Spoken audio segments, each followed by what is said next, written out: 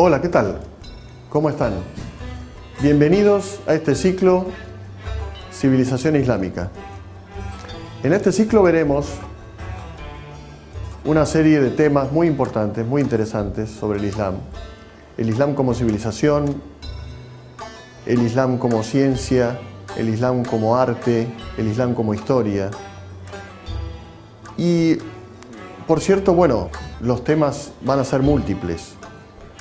Vamos a ver, por ejemplo, las dinastías musulmanas en la India, en el Asia Central, en el África Negra.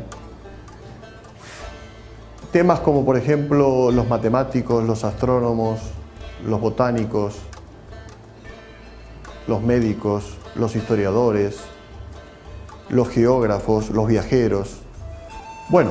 Veremos muchísimas cosas, edificios importantes como el Taj Mahal, la Alhambra de Granada, el Palacio de Topkapi en Estambul, todas las mezquitas en distintos continentes y, por sobre todo, lo social, lo cultural, lo que tiene que ver con el pensamiento de los diversos pueblos musulmanes. En este capítulo de hoy vamos a hablar de un hombre, Averroes, un filósofo, un teólogo, un médico, un astrónomo, un polímata, o sea, un polígrafo, un hombre de muchas disciplinas, que se hizo universal, que se convirtió en un referente ineludible de la cultura musulmana y también del patrimonio de la humanidad. Pero para saber realmente quién fue Averroes, tenemos que entrar en contexto y en la geografía que vivió, Al-Ándalus, la España musulmana.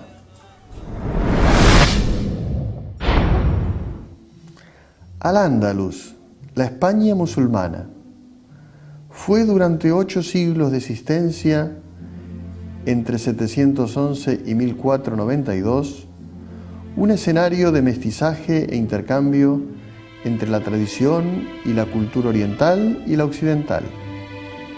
Fue el puente a través del cual llegó a Europa la herencia del saber del mundo clásico, traducida e interpretada por los sabios musulmanes.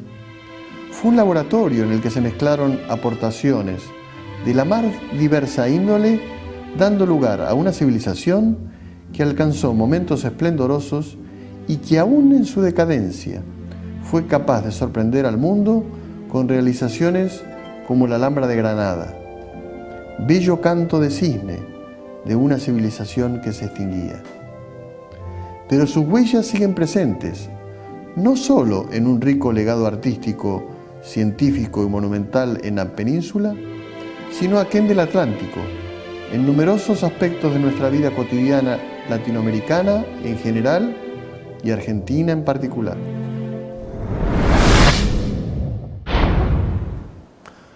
Córdoba fue la ciudad de Averroes, una ciudad, por cierto, milenaria.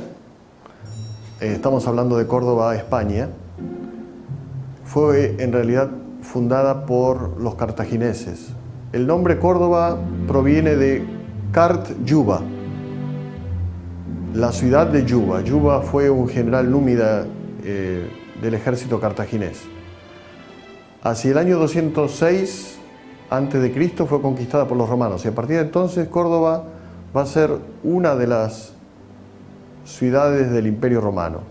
En ella van a vivir filósofos como Séneca y poetas como Lucano.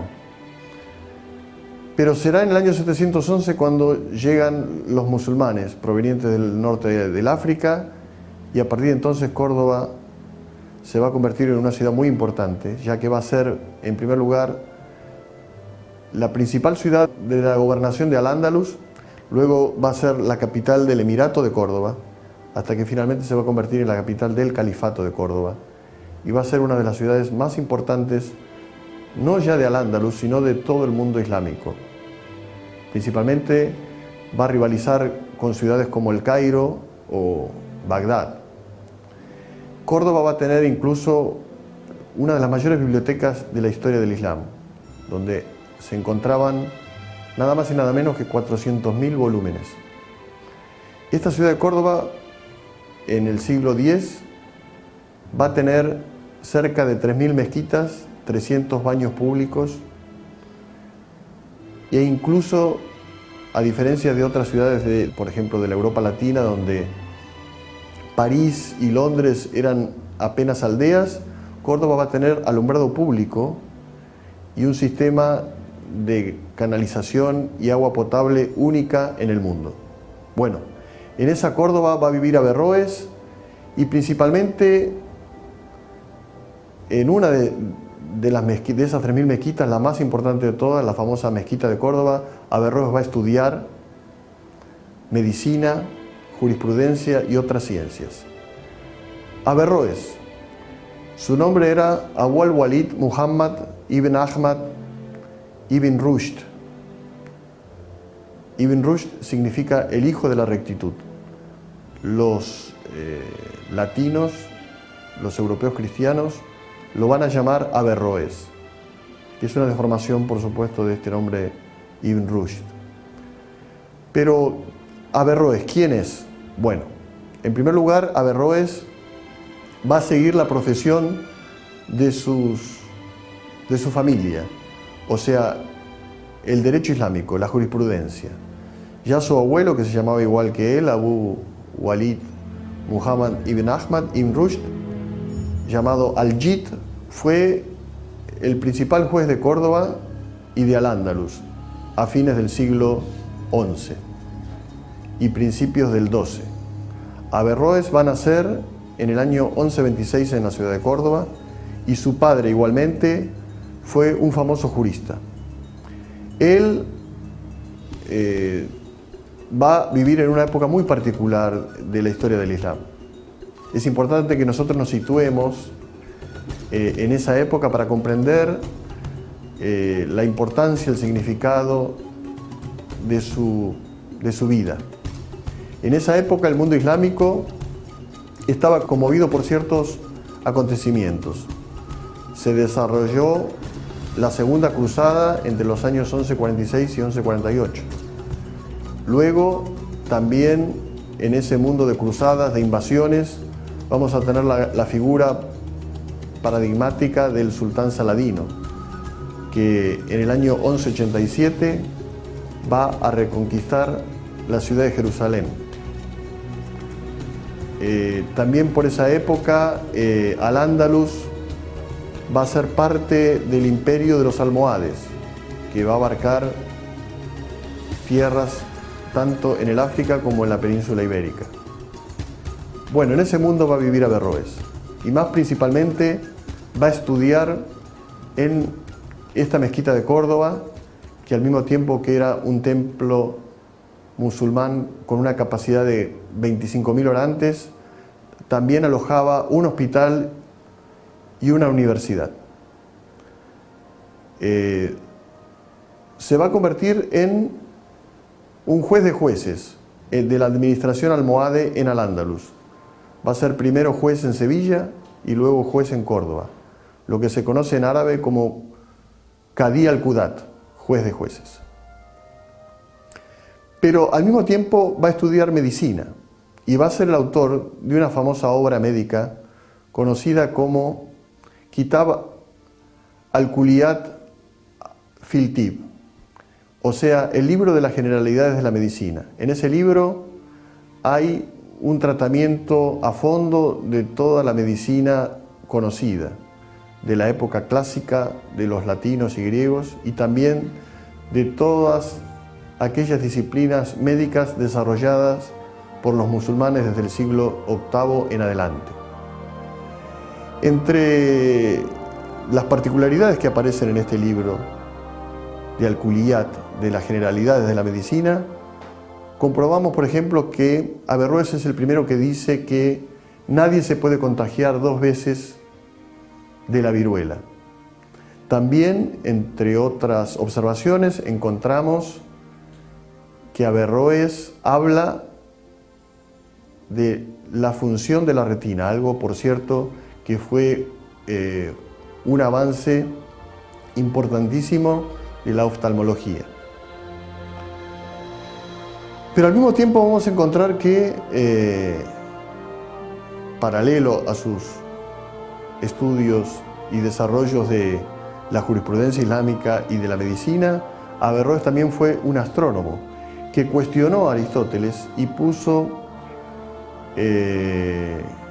bajo crítica el sistema planetario aristotélico tolemaico. Estas observaciones de Averroes van a ser posteriormente rescatadas por Copérnico, el famoso astrónomo polaco, y va a permitir entonces un avance considerable en los estudios astronómicos. Incluso Averroes tuvo un discípulo, Al-Vitruji, que se va a convertir tal vez en el más importante astrónomo de Al-Ándalus en el siglo XII. También, entre las consideraciones y estudios de Averroes, va a desarrollar también una importante carrera en la geografía.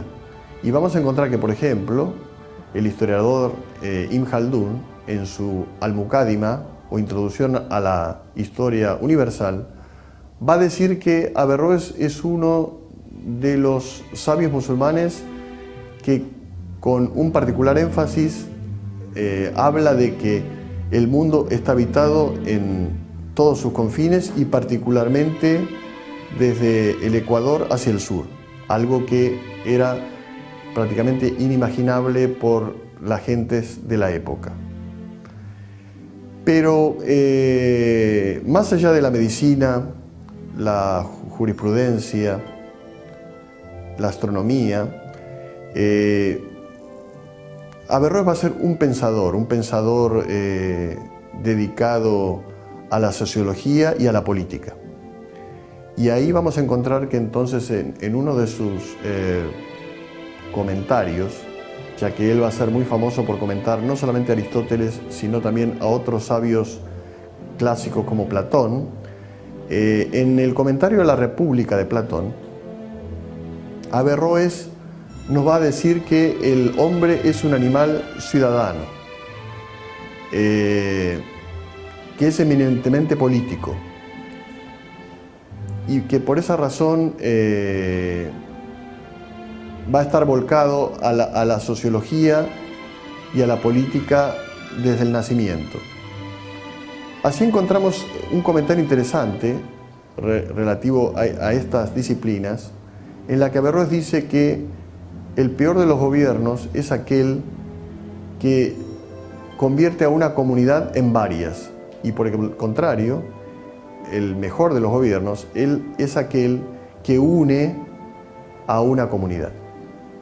Y tal vez lo más interesante de señalar en esta obra del comentario de la República de Platón es que Averroes habla de la mujer musulmana, y habla en términos encomiables. Uno de ellos es que una mujer bien educada puede convertirse en un filósofo, en un gobernante, en un jefe político.